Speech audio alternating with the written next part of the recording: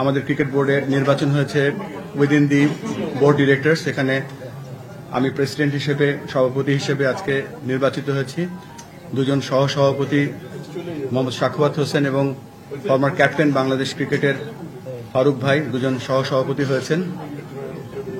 বাংলাদেশ ক্রিকেটের আমাদের যে সৌহার্দ্যপূর্ণ পরিবেশ, তার একটা প্রমাণ আপনাদের কাছে রাখতে চাই যে আজকে যখন আমি সভাপতি হয়েছি, তখন সভাপতি হওয়ার যে সেকেন্ডার ছিলেন তিনি ছিলেন ফারুক ভাই, এবং ফারুক ভাই যখন সভাপতি হয়েছে সেটার প্রস্তাবক ছিলাম আমি। এই কথাটা বলার মূল কারণ হচ্ছে যে আমাদের সকলের আগে, পদের থেকে আগে হচ্ছে আমাদের ক্রিকেট, এবং আমাদের এই ক্রিকেটটা আমরা কিভাবে সামনের দিকে এগিয়ে নিয়ে যেতে পারি সেই লক্ষ্যে আমরা প্রতিজ্ঞাবদ্ধ হব ইনশাআল্লাহ। এবং আমরা যে দলটা পেয়েছি 25 জনের যে ক্রিকেট, আমাদের যে বোর্ড অব ডিরেক্টরস পেয়েছি, এই 25 জন আমরা একসাথে কাজ করার জন্য অঙ্গীকারবদ্ধ হয়েছি। পরবর্তীতে আমরা আমাদের ক্রিকেট অপারেশনসের চেয়ারম্যান এখানে ফাইন ভাই আছেন, এবং তার ডিপার্টমেন্টের যে দলটা তিনি সব থেকে বেশি সময় ব্যয় করেন, বাংলাদেশ জাতীয় দল, তাদের আফগানিস্তানের সাথে আমরা যে গতকালকে যে লাস্ট তিনটা টি-20 ম্যাচ জিতেছি, সেটা সেলিব্রেশন করার জন্য আমরা একটা কেক কেটে উদযাপন করেছি। ক্রিকেট বোর্ডের পোস্টটা অনারারি, প্রেসিডেন্টের পোস্টটা সবসময় অনারারি ছিল, সেটার কোনো ব্যতিক্রম এখনো হয়নি।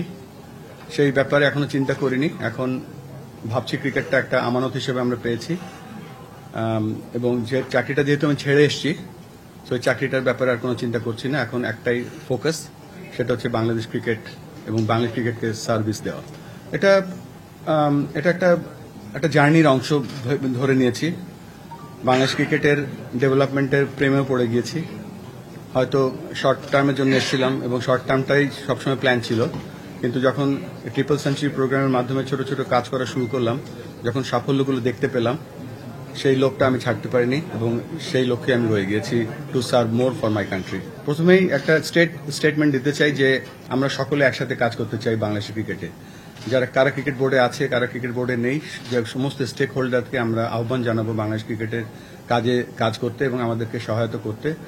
এখানে কন্ট্রোভার্সি হয়তো নির্বাচনের আগে সব দেশে, সব জায়গায়, সব সেক্টরে হয়, বাট আমার জানা মতে আমরা বাংলাদেশ ক্রিকেট বোর্ডে যে কনস্টিটিউশন আছে, উইদিন দ্য কনস্টিটিউশন থেকেছি। নির্বাচন যে বিধিমালা ছিল তার মধ্যেই ছিলাম।